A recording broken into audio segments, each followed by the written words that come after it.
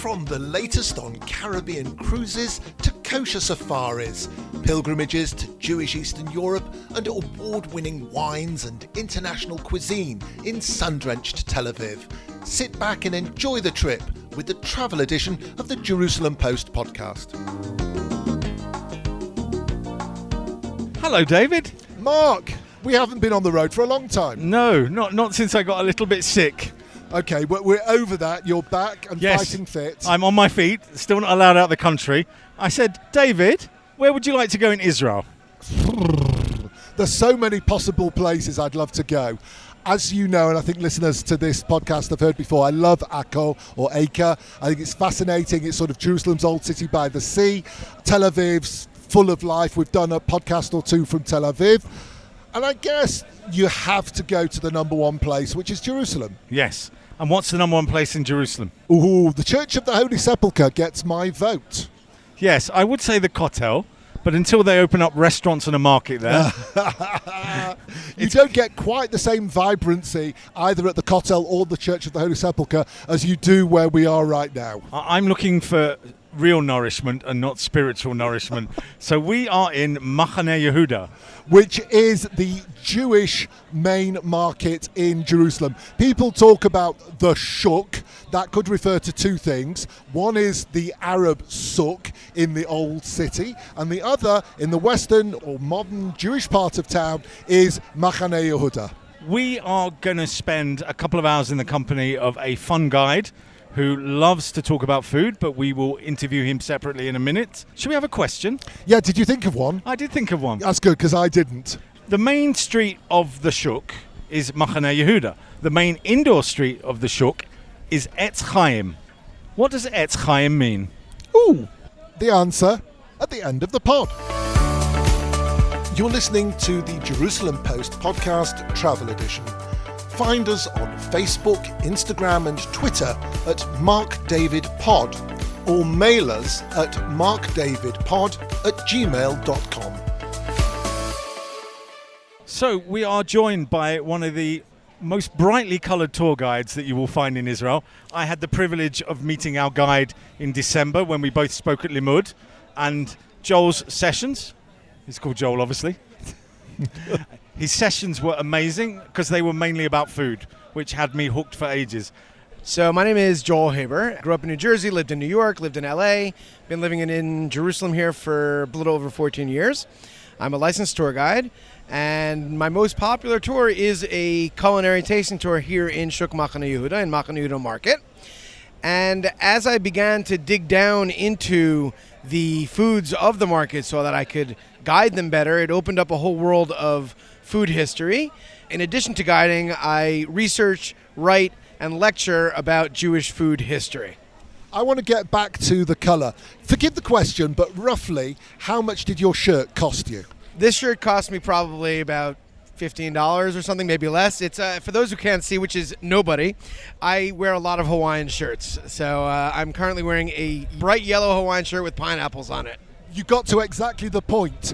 I reckon your shirt costs less than buying a pineapple here in Mahaneh Yehuda Market.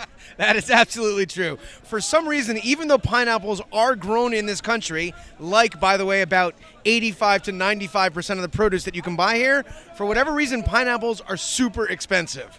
I heard maybe it's because they're very water intensive, but I don't know why, but they are very expensive here, yeah. And they're very small as well. And you know that we get imported and local, and the way you know which is whether the top is on them. I remember when we spoke, you were writing a book. That is correct. How is your book coming along? Great. I'm nearing completion on the first draft. Obviously, I'll have to revise it. My book is not directly connected with the Shuk. It's about food history. I'm writing a book about Shabbat stews from all around the world, chulin, chamin, dafina, for those who know what these are. And using them, I argue that they're variations on one single dish, and therefore I use them as a way of tracing Jewish migrations throughout the diaspora.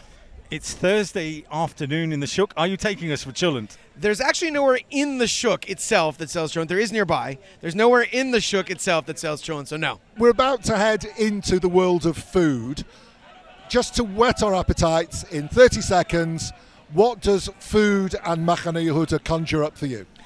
So first of all, when I do my tours here, I focus on the diversity of the food in the market. There are foods here from literally, and when I say literally, I mean literally, not figuratively, over 20 different countries represented here, and that's because Jews have come to Israel from all over the world. We're the most globalized nation on earth. We've spread everywhere, and now that we've moved here, we're bringing all of our food with us.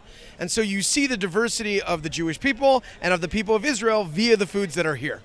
Second of all, though, it is the freshness of the produce and the foods that are available here, because we are an agricultural country, and the food, the produce is so good and so tasty and so fresh because you don't have to pick it early so that you can ship it halfway around the world. You don't have to breed it for shelf life. You can breed it for flavor.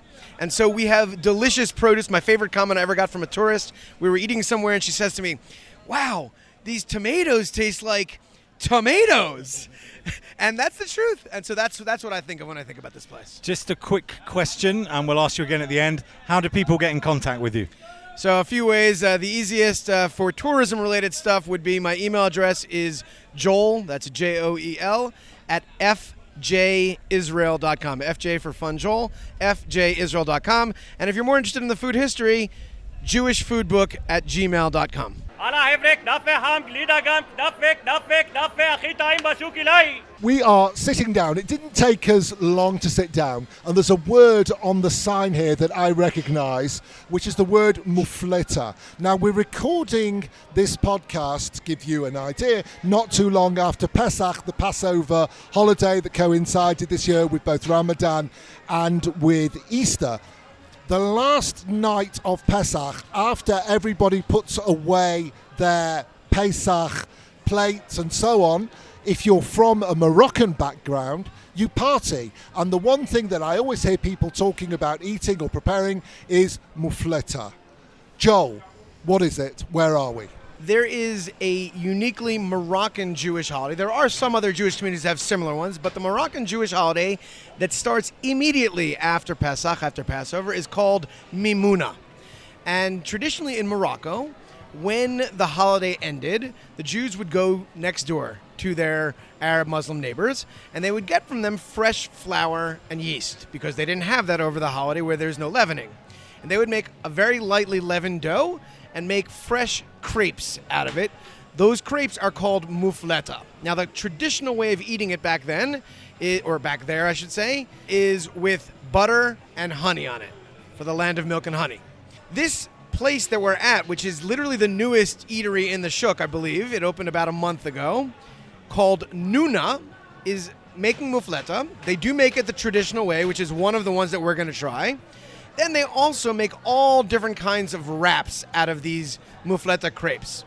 What's really interesting about this restaurant or eatery is we have to see, I'm curious if Israelis are going to be interested or put off by having mufleta all year round, because really this is something that in most people's lives it's eaten one day a year.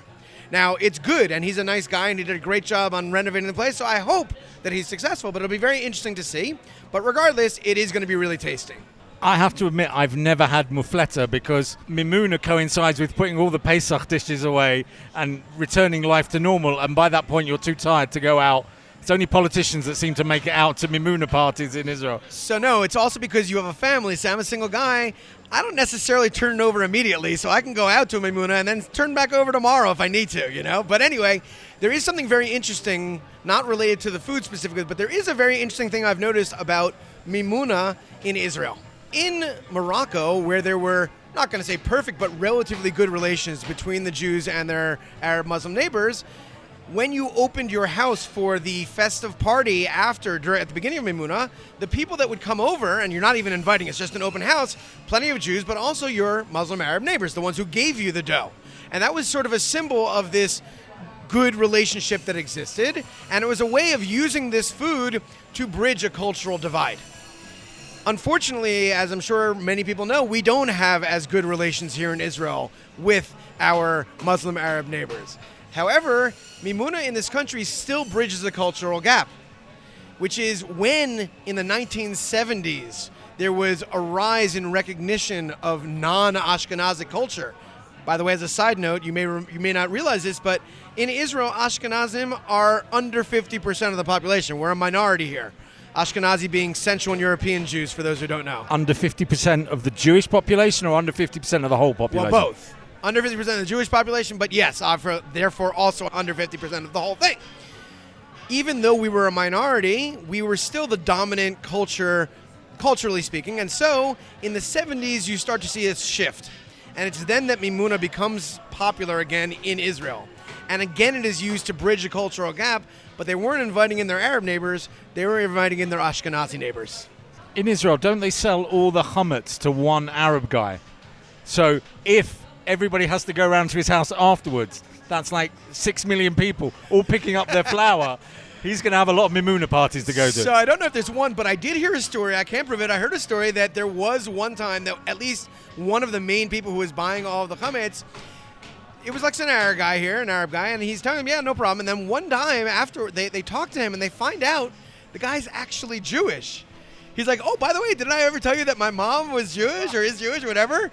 And all of a sudden they had a big problem and they had to check things more carefully in the future. But that's the story I heard. I don't know if it's true, but I heard it, yeah. One more question before we eat. Israel, generally, I found, doesn't do, we've talked about mufleta, but you said crepes. Israel doesn't do crepes the way I want Israel to do crepes. All I see is Nutella, which is this chocolate hazelnutty spread, and that's basically what you see in crepe is, I want a crepe with a bit of cream cheese, bit of some form of French, maybe a melted camembert, mushrooms.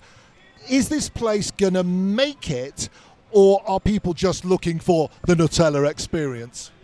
So, first of all, I will say that I have seen crepes that have all sorts of better fillings, but Israelis in general have a sweet tooth. There's no such thing as too sweet for an Israeli. What they're putting in, and it's not only Nutella, there are many other types of fillings, but yes, Israelis just like sweet stuff, and that's what's popular here.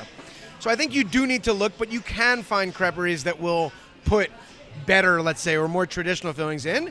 But like what you see here at this place, he's not doing Nutella, or maybe there is one, but there's not a lot of that. He's putting in interesting combinations. We are going to be getting, one of the fillings we'll be getting is a French-style filling. I don't remember the details of what's inside, but we'll see it.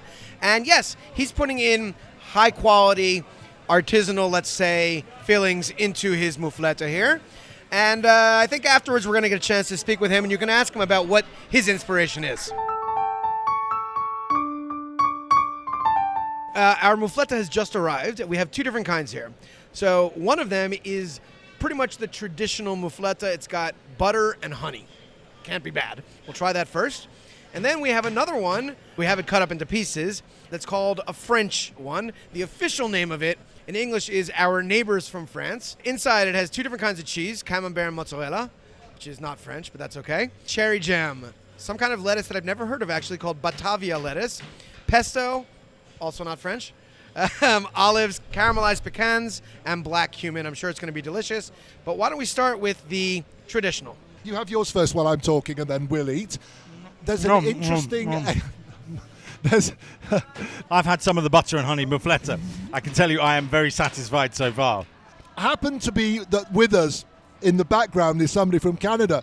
And the one thing I'm thinking while I'm tasting this is maybe because of the mix of the butter and the honey, maybe we're heading in the maple syrup direction. It does have a reminiscent flavor of maple syrup, does it not? Yeah, I mean, it's not. Obviously, it's honey, but there is, you're noticing, yeah, because it's probably, I'm guessing, we'll ask him later, I don't think he's using just your basic store-bought honey. He's probably getting a nice artisanal honey, and each honey tastes different based on what flowers the bee was pollinating. So you get a whole array of flavors in honey, and so this is a very tasty one. More of a general question. It's 4 o'clock in the afternoon. Is the market open all day? Do all of these restaurants stay open at night, or some of them are for lunch? What are the timings in the market, really? If you were to go back, let's say, 15 years, everything would be shut by the evening. There was not a single soul here at night. Now, this is the latest change, I would say, within the last about 12 or 13 years, there's a nightlife in the Shuk. The Shuk has become the hub of nightlife. All of the bars and restaurants are open late at night.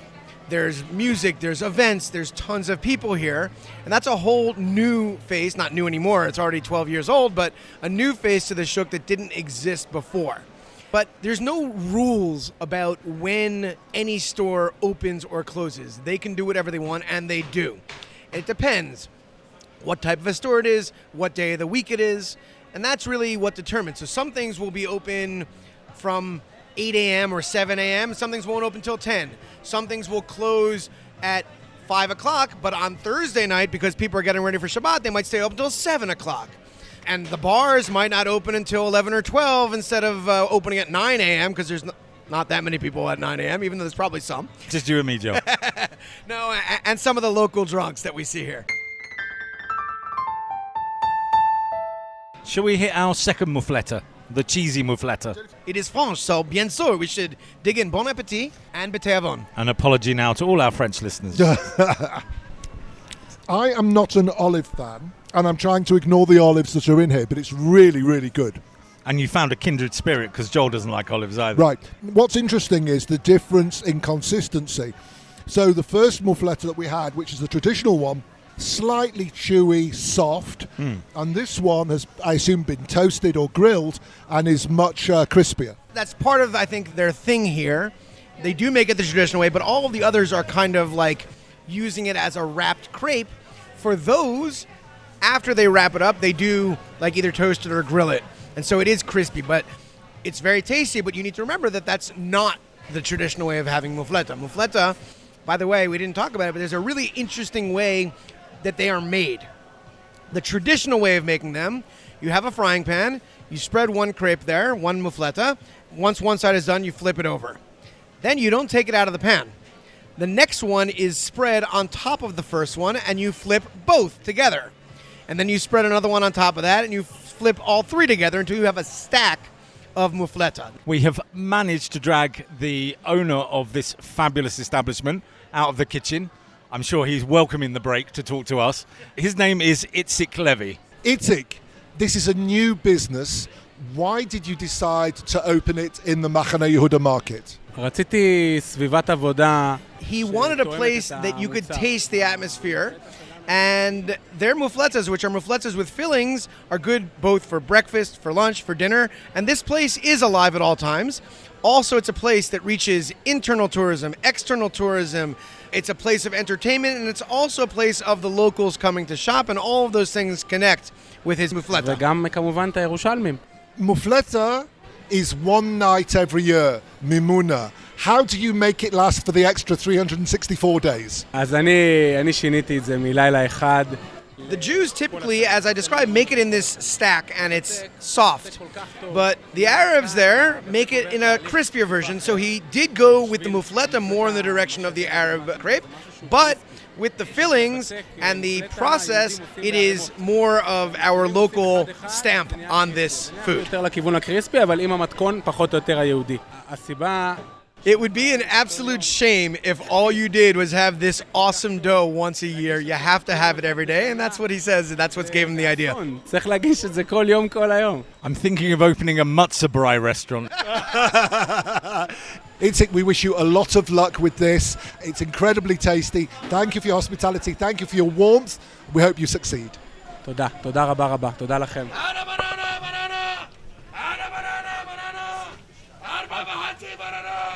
We have literally walked about 50 meters, but figuratively we've crossed the Mediterranean. Oh, that's so beautiful. Don't mock me, man. Oh, and the food's here, so bye, Joel. more olives. Joel, it's you and me, olive time. Ooh, fun. Now, we've gone to Turkey. And one of the things that I want you to understand, I spoke before about how there's people from all over. On this podcast today, we're going to be trying 4 main foods, each from a different continent. Okay, so we were just in Africa, now we're on Europe because it does come from the Istanbul side of Turkey. And what we're going to have, we're in a restaurant called Cafe Turki, Turkish coffee. What we're going to have here is called water borek or su boregi. You know burekas. Burekas are a Turkish Jewish food that basically Sephardic Jews from Spain after the expulsion moved to Turkey, and they kept making empanadas, which were actually a Spanish Jewish food in the Middle Ages. In Turkey, they discovered something called a borek, or kol boregi, which is an arm borek because it's shaped like a folded arm. And they said, let's take borek flavoring, stick it into our empanada, and then you got a boreka. What we're having now is the grandchild of that on the other side. So it's the boreka's cousin.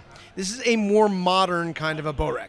The dough is stretched paper thin, dropped into boiling water for 1 minute, so it's like a noodle, and then it's layered with cheese. In this case, we've got cheese and spinach, and butter. Not margarine like you get in most borekas, not oil, butter. So it's rich. You're killing us, man. I'm trying.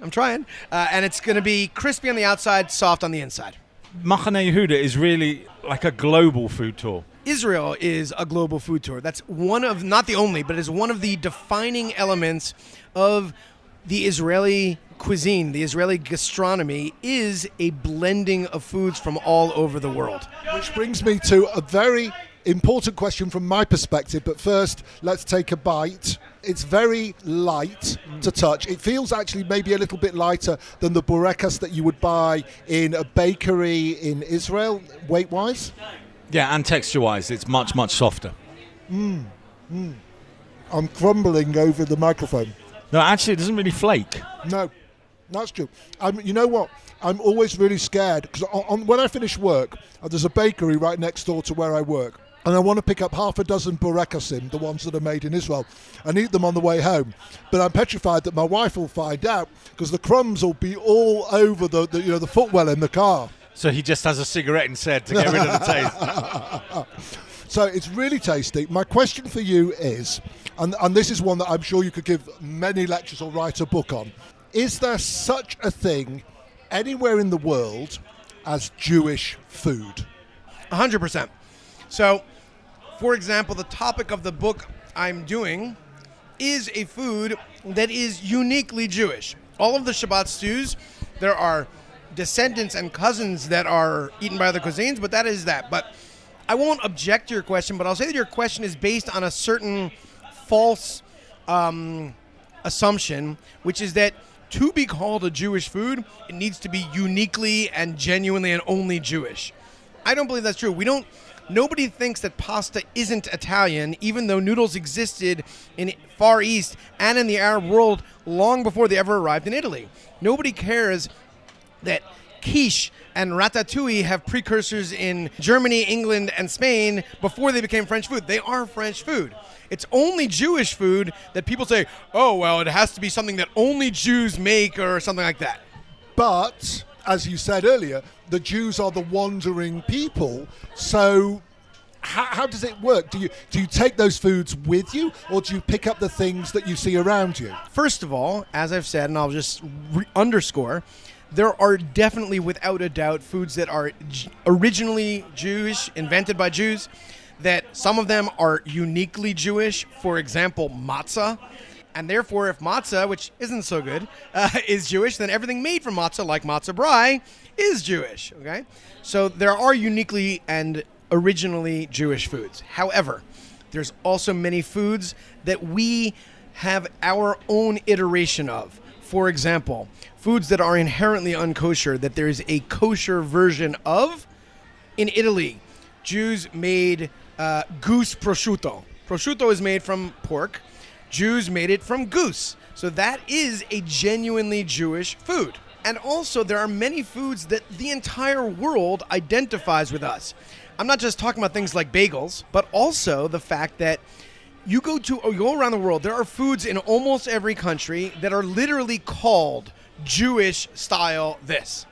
If everybody else says they're Jewish, who are we to say that they're not? Give an example other than artichoke in Rome. Good. So you're referring to carciofi alla Judia, or alla Judia, which is a Jewish-style artichoke.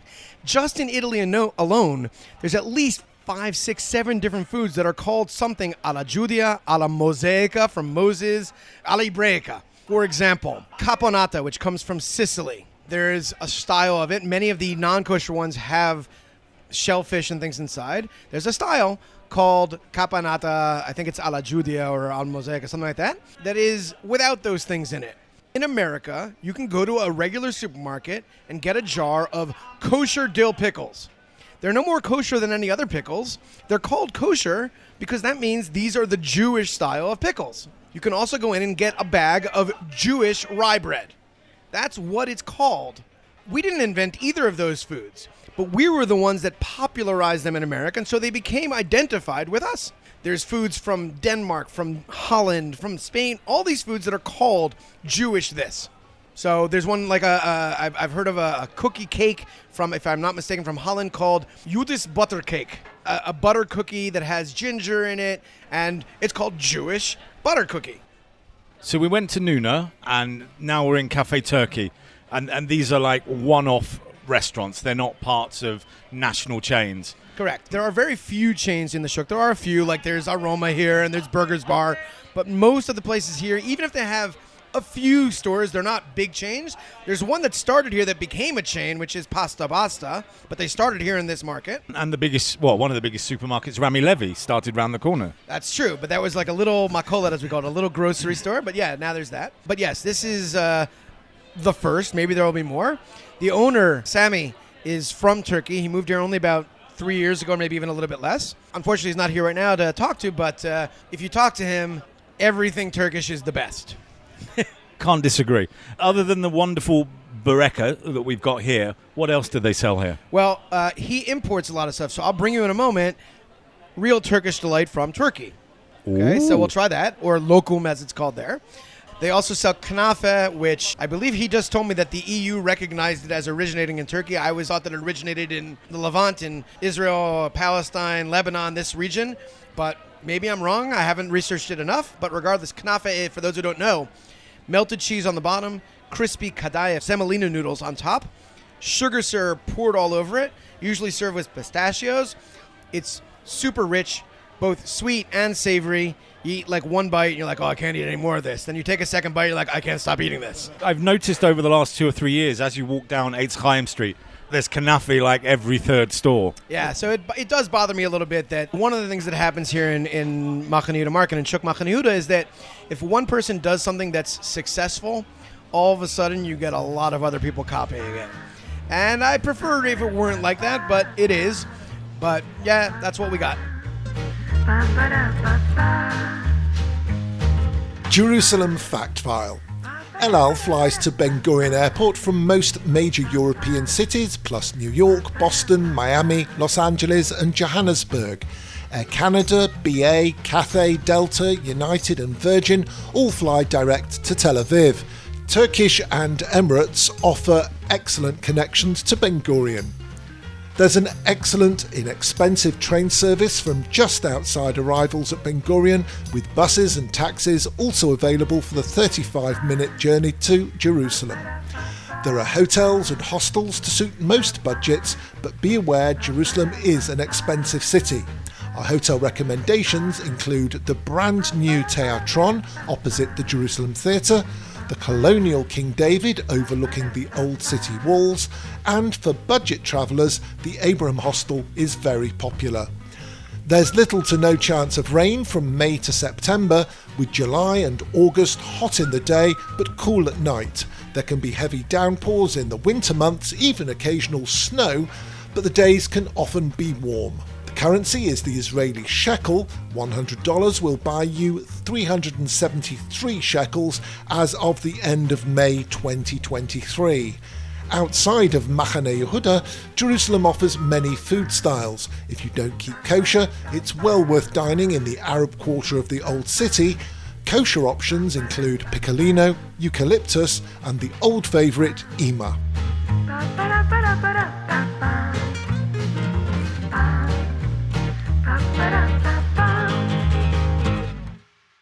Should I go first then, Mark? Yes, David. I've got a big nose. I don't have to bend down that Don't far. stick it in the food. We've all got to eat that. It's a sharing plate.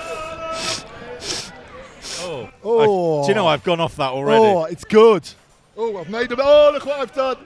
I've managed to get, is it tahina, all over my shirt when I bent down to sniff. That is what you call aromatic. I'm just going to lick my T-shirt. Where we are is a place called Manu Bashuk. I'll tell you about the name in a minute, but this is a Lebanese restaurant. The dish that you're about to eat is called kidre. The kidre is actually the word for a clay pot. Anybody who's ever learned the Gemara, the Talmud, learned Shabbat, the word for a pot is a kadeira. It's the same word. This dish, made in the clay pot, has rice, vermicelli noodles, chopped meat, chickpeas, vegetables, and a blend of about 14 different spices, the main one being cardamom. But actually, that's how it used to be made, because about 2 years ago, they turned to be a fully vegetarian restaurant, so there's no more chopped meat in here. But it's still incredibly delicious, moist, tender, and very aromatic. Dig in. What's the difference between this and, is it called tagine from Morocco? Because they also served it in a tagine-looking clay pot. Both dishes are named for the pot in which it's prepared. The thing about a tagine is that it's about keeping the food moist. And I know a lot of people don't like that word, but I love it, so I'm going to use that word. Basically, the idea of a tagine is that the steam rises, hits the top, and then drips down the side so it stays in there. This is just probably what they had in the region. It's just a pot that happens to be clay. I don't believe it's designed for that purpose. So other than the fact that they're both named for their dish, there's not a lot of similarity. I've got a challenge for you, David. Go on. From where you come from, in Northern England. Manchester. Northern England. Yeah. Can you think of a dish that's named after the thing that it's cooked in? From Northern England. Something that I grew up with. Well, it's not black pudding. No, unless a pudding is a pot. Right. Something that's a pot. Well, Maybe a hot one. oh, a hot pot. A Lancashire You see, a hot pot. Oh, right. No, I thought you were talking about haggis, which is also named for what it's in. Yeah. But anyway, guys, you got to eat this. Yeah, we're going to taste. So we'll keep the microphones going. Shall I be daddy? No, because Daddy knows how to serve it without wearing it on his shirt. So actually, when you're 3 or 4 feet away from it, Yeah. it's more aromatic than when you've got your nose right up to it. Or maybe that's because my nose is broken, I don't know. Well, we're also sitting in the restaurant where this is one of the staples that they make, so it's behind you as well as on the plate. Should we give it a go? Yeah, one of the wonderful things about this shuk is it's covered. So you can go from place to place, and no matter the weather, no matter the time of year, you can go and have a good meal. You'll notice that this tahini is rather lemony, which I like a lot. I was just about to say lemon. And you'll also notice, don't know if they've always had it, I think it's more new, but there's pine nuts in here as well, which are a really nice touch. I really like those. And they're expensive in Israel. They're very expensive. Relatively, yeah, they're expensive everywhere. What do you think? Have you tasted it yet, Mark? Yeah, no, it's really nice. Yeah. I'm not a big tahina fan, but it goes really well with the rice. As Joel said, it's moist. This is Mark Gordon from the Jerusalem Post Podcast Travel Edition. Find us on Facebook, Instagram and Twitter at MarkDavidPod or mail us at markdavidpod@gmail.com. Sophie Saadia is one of the owners. I think, is it your husband is the other owner? It's a family business with my husband, because my husband was born in Lebanon. He's a Jew from Lebanon, and the Jew left Lebanon in 1968, and it was under French protectorate. He doesn't look old enough to have been around then. I know. So the Jew of Lebanon left Lebanon in 1968, 67, and they split everywhere in the world, and my family-in-law went to live in Paris. Why is the restaurant called Manu Bashuk? Because my husband, his name is Emmanuel. We call him Manu. So where is Manu? Manu is in the Shuk. Very easy, joking. And also because we start with lahmacun. Lahmacun, it's a Lebanese pizza. And we did like a Bible. It was la man who. C'est la man who is coming from the... Voila. The manna. The way they write the Manu is his English-French name, but the way they write it in Hebrew is actually a quote from the Torah. Why was the manna called the manna? Because the Jews looked at it and they said, Manhu, what is this? So in Hebrew it says Manhu Bashuk instead of Manu Bashuk. What is the essence of Lebanese or maybe Jewish Lebanese food? We do all the food is a recipe from my mother-in-law. For example, you have lahmacun. Lahmacun, it's a pizza. We are vegetarian and vegan. So now we do with vegetarian meat. Vegetarian meat, it's soya and flour. And we prepare lahmacun, it's minced beef with onion, bell pepper and juice of pomegranate. It's very typical. You know, most of the people know baba ganoush, but here we do whole eggplant cooked in the oven with sesame cream, garlic, and trina. And on the side, we put some falafel, or vegetarian meat, or mushroom. And we do kube. Kube is something fried. It's not like falafel. It's more oval, like a rugby balloon, okay? And it's a bulgur, and it's filled with mushroom and snoubarim, pine nuts, voilà. And we do also kube seneye, exactly the same, but cooked in the oven. The first one was fried. Do you do, one of my favorite dishes is kube in soup. Do you do that as well? We do also one with lemon, very sour. It's kube chamusta, and it's a bulgur and filled with mushroom. And we have the one with beetroot. What's it like to work in this noisy, vibrant environment where it's from the moment you get here till the moment it closes, it's buzzing, it's happening, it's noisy. There's been people walking to a political protest going through here. How do you cope with this day after day? First, it's life. So you feel the life in his Shuk. We opened this place since 10 years this year, and I used to. And when it's very noisy, evening, because evening it becomes like Ibiza, you have music like crazy, it's a disco. I worked with an earplug, and I propose to my customer if you want some earplug, but my customers are very, fidel. They used to come and come back, so I told them, come earlier. Today we have a one guy crazy shout, but tomorrow can be quiet. You never know what can happen. Sophie, thank you very much. You've got more customers. So we want to talk now with Joel about the market beyond the food. There are elements of the Shuk that are beyond the food. It's definitely not the core, but they do exist. So for example, yes, there are plenty of eateries here, which is what we're spending our time at. There's also, of course, it's at its core a fresh food market. So meat, fish, fruits, vegetables, grains, dry goods, nuts, things like that. But we have many stands here that are not food related at all. Something that sells granny carts or something that sells housewares, things of that nature. Kippot, other Judaica, even things that are tchotchkes and novelty gifts. So those exist. You also have something that unfortunately is sort of disappearing, but many people know about what we call the Shuk Gallery, where when things are closed, all of the shutters, the metal shutters, are painted, many of them, with portraits and things of that of famous people. The majority of them were done by a local artist of English descent called Sonny, or Solomon Sousa. His nickname is Sonny. That's already many years ago that he did this. And it was really a gift to the city. On Shabbat, when everything here is closed, it's not that nice to have a big area that nobody walks through on Shabbat. But now, with that paintings, people had a reason to come here and look at the beautiful art. Unfortunately, a lot of the paintings that he has done are no longer visible.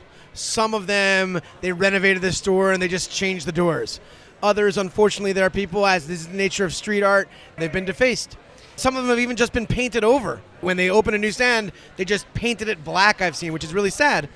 And thankfully for his sake, he's gotten to do a lot more, commissions and things that he's getting a lot of money for. And so it doesn't make sense for him to keep doing this. He does occasionally do one here and there, but yeah.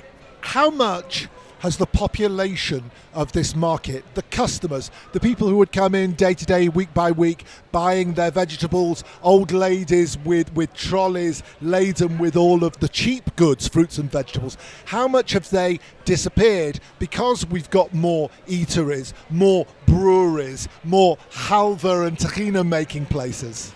So, well, first of all, I have to correct. There's no breweries in the Shuk. There are craft beer places that make their own beers. They don't make them in here. It's also based, I think, a bit on a false assumption. The changes that have taken place in this market over the last, let's say, 10 to 12 years, it is absolutely very different than it was, but it is a change through addition, not displacement. With almost no exceptions, very few exceptions, all of the eateries and bars that are here did not displace what I would call a traditional stand, meaning almost none of them are in the same place where there was meat, fish, produce, things of that nature. You'll say, well, then what happened? Almost all of them either moved into what were previously empty storage units, and so now the storage units are outside the market, so that's an addition. Some of them replaced other non-traditional things, like if somebody was selling granny carts and now they're selling beer, they're both not traditional here. And many of them now, especially after all this time, are replacing other eateries that have closed. So it really is through addition. In at least one or two of the examples that I can think of where it did displace what you might call traditional, it was the children of the previous owners. It's the same family, it's the next generation, and they didn't want to be selling meat.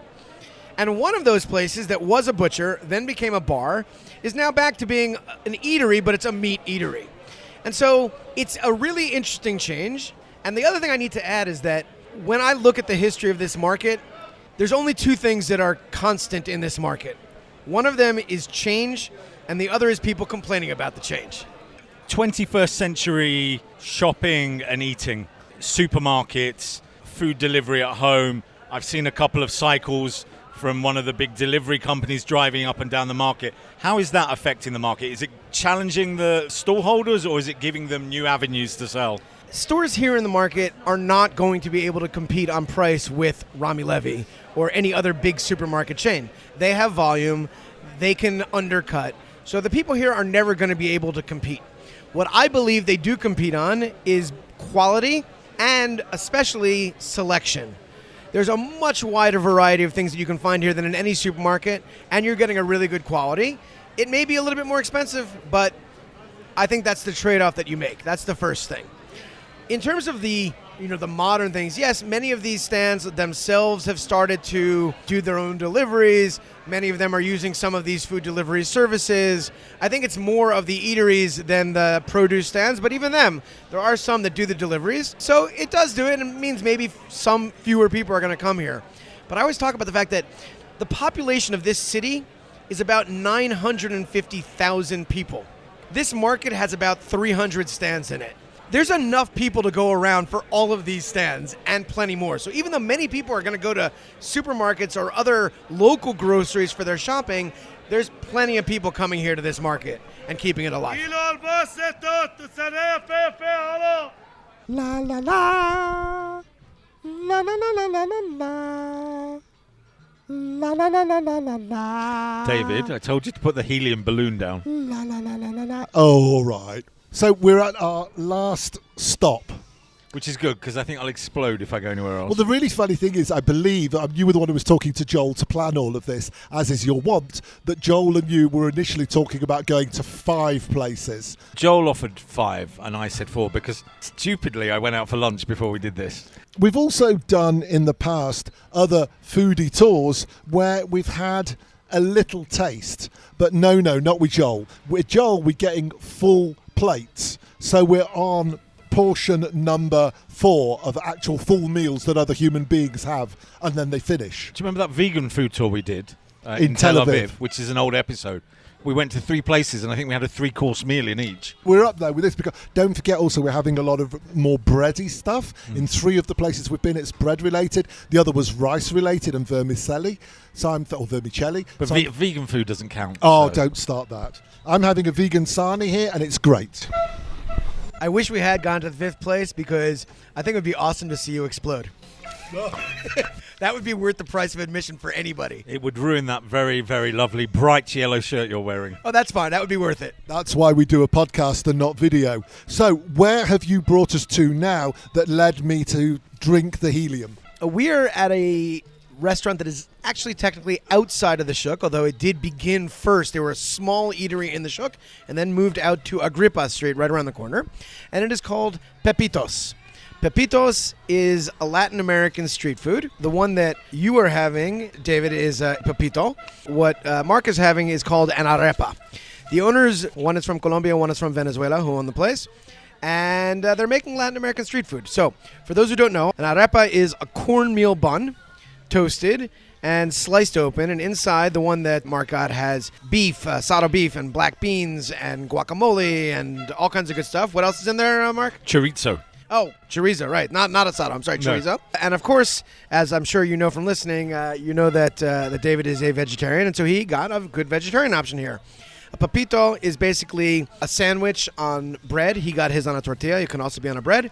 And then they do like a panini toast out of it. Really good. And I just got a nice plain old rice and black beans. Really nice. I'm thinking of moving one step to the right because David's about to spill his dinner on my leg.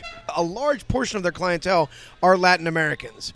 And so we forget sometimes how many Latin Americans there are here in Israel. And they're providing food that a lot of them are really feeling at home with. But every so often you have Israelis that'll come in and they'll be like, oh, it's a Mexicani. And they're like, no, this is not Mexican. There's nothing Mexican about this. And they need to be educated a little bit. And that's nice. We started in Africa. We crossed the Mediterranean to Turkey. Then we hopped across the Bosphorus to Lebanon. And now we have flown all the way to the Western Hemisphere to Latin America. We've done, like you say, a world tour here and stayed within 400 meters of Jerusalem. I'm going to ask one of my soapbox questions I always ask. And you mentioned it earlier, the split between Mizrahim, Sephardim, Ashkenazim. And none of this food is necessarily, well, maybe the mufleta is from that background, but the rest of it is international food. What we haven't really seen is traditional Ashkenazi food. Where has all that gone? I've written actually a blog post all about this on my blog, which is at tasteofjew.com, so you can find that post. So the post was just a few months ago, and it was basically called, Why Can't I Find a Good Bagel in Israel, or something of that nature. And I point out two things that I think contribute to that. First of all, is the fact that, as I mentioned before, in Israel, Ashkenazim are only 45% of the population. We're a minority. And in America, Ashkenazim are about 95% of the Jews. In England, I believe it's a little bit lower, but still I think above 85%, okay, which is massive. And worldwide, Ashkenazim are about 70%. So to come to a place where you're a minority is sometimes shocking for people. I don't know if you've seen the Netflix series, The Beauty Queen of Jerusalem. It's supposedly based in Mahaneh Yehuda, and it follows a Spanish and Portuguese Sephardi family. Right. And the people they're dealing with are Ashkenazim, but there are a lot of Kurds, a lot of Iraqis, the old Jerusalemites. You don't get the feel that it's completely Ashkenazi. Where we're sitting right now is at the edge of the neighborhood called Nachlaot. The Nachlaot is a plural word because there's a whole bunch of tiny micro neighborhoods.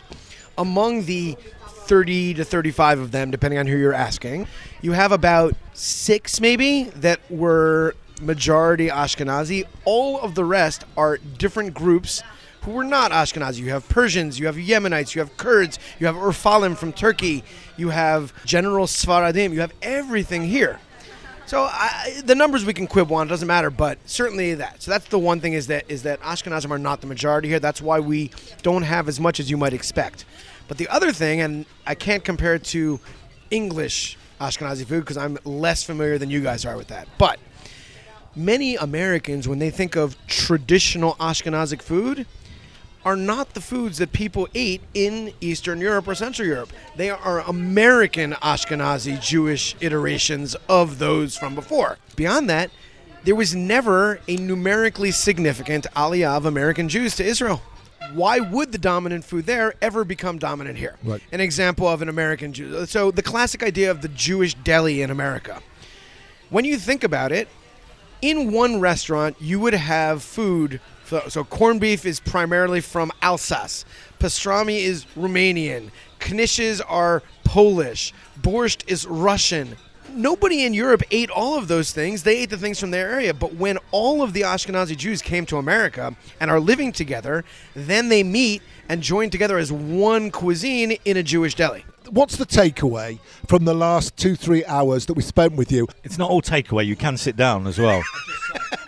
I could be Jewish and respond to your question. The question is what do you take away from it? But for me, what I hope you take away from this is the diversity of the Jewish people in general, and specifically the diversity of the Jewish people in the land of Israel. We are the most globalized nation on earth. We have literally spread everywhere in the world. I may have said that at the beginning, I don't recall.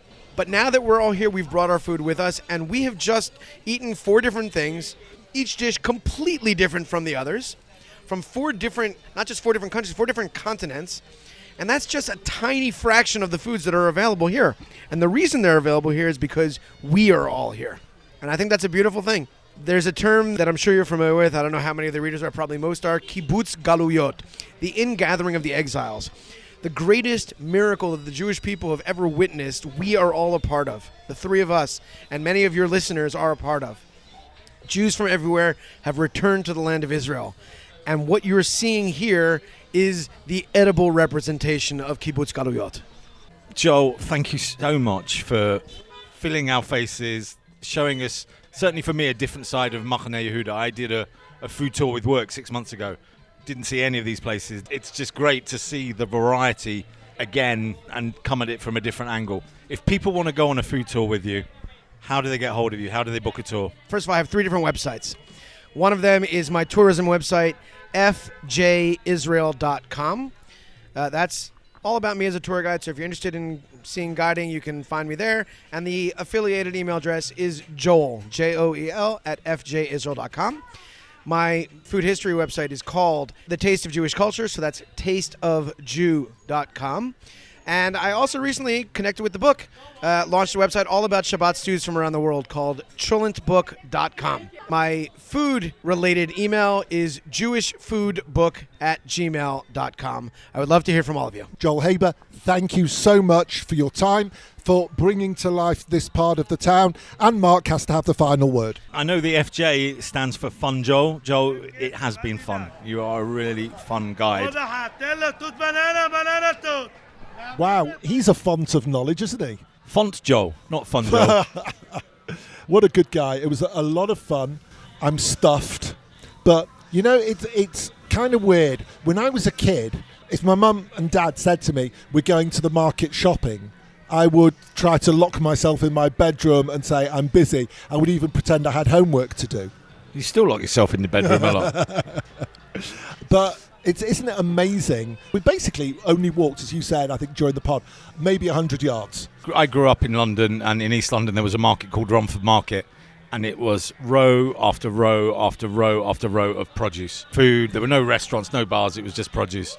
And that was my concept of the market. It was you go, Right. you get your fruit and veg, Yep. and that would be it. Maybe a pair of shoes. No, not not even? that. Gobstoppers. That was my favourite thing, gobstoppers. Berry Market, where I live, there was a little bit more variety, but still, as a kid, it's dull, it's boring. But when you meet somebody like Joel and you come to a place like Mahaneh Yehuda, you see something totally different. And if you're wondering why David's being nice, Joel is still sat with us drinking beer. Well, I could say the terrible things as well, I suppose. No, we told you, switch the microphone off and you say the terrible things behind people's backs. No, really, it's been a wonderful time. We should say, apart from the thank you, if you want to know more about Joel's tours and you didn't get his mail address, you can always, of course, mail us with any questions and so on about this, any of our other podcast things that you would like to hear in future. And the address is, Mark? markdavidpod@gmail.com. Our social media handles everywhere are @markdavidpod. And subscribe. Yes, you can find us on Apple Podcasts, Google Podcasts, Spotify, Spreaker, anywhere really. And now it's time for you to show us your knowledge, Mark. After all that food, my memory is slightly going, so I have to remember the question. The question was, the main indoor street of the market was called Etz Chaim. But what does Etz Chaim mean? Are you asking me? Well, I'm asking the audience, but you can represent the audience. The Tree of Life. Correct. Was that it? Yes.